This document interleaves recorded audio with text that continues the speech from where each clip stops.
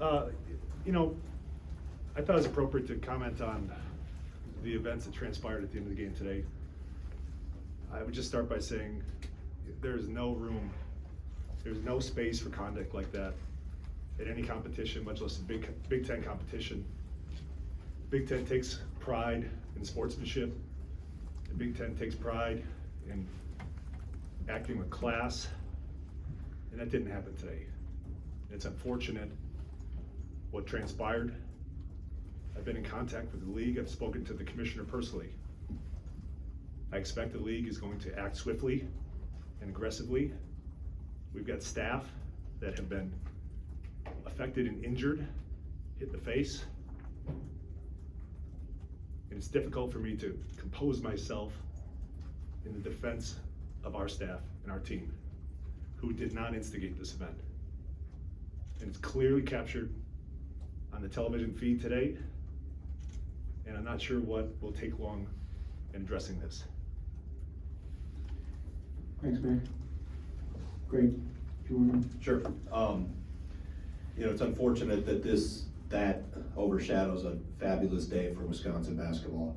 To be able to honor Michael Finley and his teammates. I know he brought a lot of them along, or a ton of them in the locker room. He couldn't walk in it after the game. Coach Jackson was in there, Coach McCallum.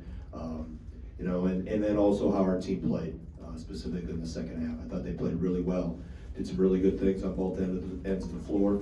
And like I said, it was a good team victory. Unfortunately, hopefully it won't be overshadowed by the incident there at the end. And I'll walk you through my last 15 seconds of the game. So we only have 4 seconds to get the ball across half court. Okay, the official comes over to me and says, Greg, if you take a timeout, you'll get a full 10 seconds. There was 15 seconds on the game clock left. Okay, I had all the reserves in. Okay, I was not going to put them in a position when the ball had already got knocked out of bounds to have to break a press in 4 seconds when they're coming cold off the bench. So I took a timeout, which I'm allowed to do, obviously, and brought them over and tried to get them organized. They haven't all been on the floor in pressure situations before, and I want to give them the best chance to have success coming up the floor. And tell them we're not going to shoot the ball. All we're doing is getting the ball, break the pressure, come up, and we'll dribble out the clock. So we got the full 10 seconds to break that press instead of 4 seconds. So we were on the spot, we got organized, and that is the situation that he apparently was upset with. We'll go ahead and take questions for either Chris or Greg. Yeah. Greg, can you explain what happened in the line that ended up leading to that situation? Yeah, as I was walking through it, you know, I know he didn't come through right away. He came in later after some of the players and was going down the line with everybody. They were all fine.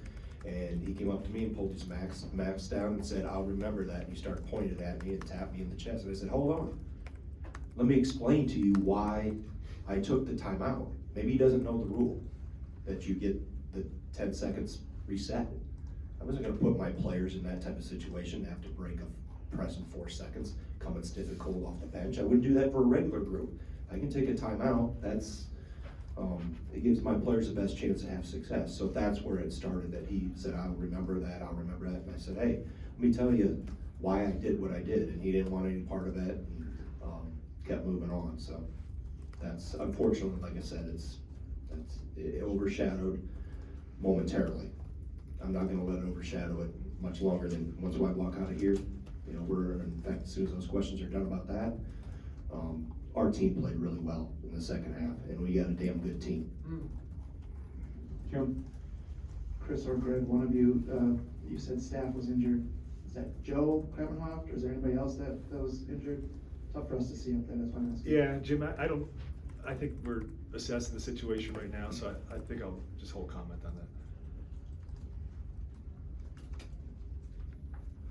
Jeff? Greg, I know over on your left here. Yeah. I know it's a competitive, heated sport, but when you see one of your assistants, in this case Joe, get smacked upside the head by the opposing coach, what runs through your mind? What do you think of there?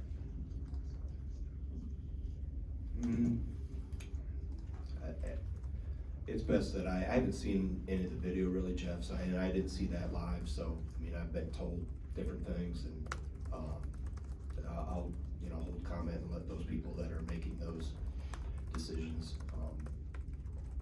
walk from there, and maybe we'll learn more as I look at things and we move forward. In the middle, here. Greg, Juwan, described what set him off as you putting, your hands on him, which, you just described as wanting to explain yourself, I guess.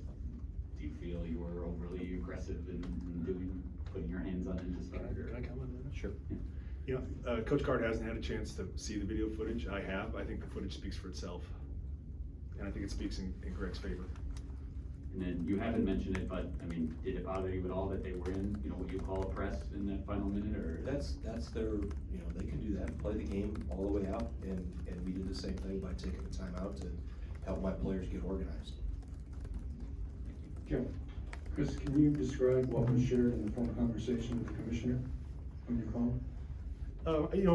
Jeff, just to summarize, I can share with you, the commissioner understands the significance of what happened. The commissioner understands the standard with which the Big Ten is expected to operate in terms of sportsmanship and safety. I'm confident, having spoken with him, that this will be handled appropriately, and I expect to hear from him soon. Abby, back right. Chris, over here. You talked about the commissioner handling it appropriately, but from our perspective, it looked like some UW players were in the scuffle, in the madness of it all. Do you anticipate specifically Jacoby Neath facing repercussions because of his interactions with the chaos? Yeah, it's difficult to know what to anticipate right now, so I wouldn't make any predictions. Steve, over on the right. For Greg, how would you characterize your relationship with Juwan before today, and did y'all have any communication at all whatsoever after this skirmish? I would say it's, he obviously hasn't been in the league as long as some of the others, so there isn't, the time is different in terms of time in the league, and no, we haven't had any discussion after that. Abby. Greg, I have questions about the game now for Thank you.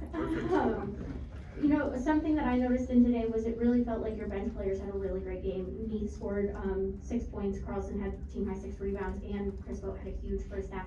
Can you just comment on what you saw from them specifically today and why it kind of blew up today? Yeah, I thought they did a good job. Obviously, Jacoby coming in and giving us some help in the backcourt. He gave us some good minutes. Chris, defensively against Hunter Dickinson, who's a very tough cover, really good player.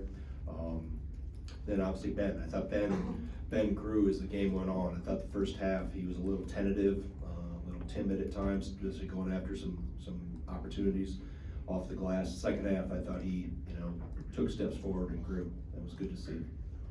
Jeff. Greg, early in the second half, Michigan went on that run. They were up 38-33. You called a timeout. Your team's been in that situation earlier this year. Can you share what your message was during that time and what you saw that they responded appropriately? Yeah, my message, like always, usually in those situations, let's just calm down and get back to ourselves. Let's get the shots we want to get.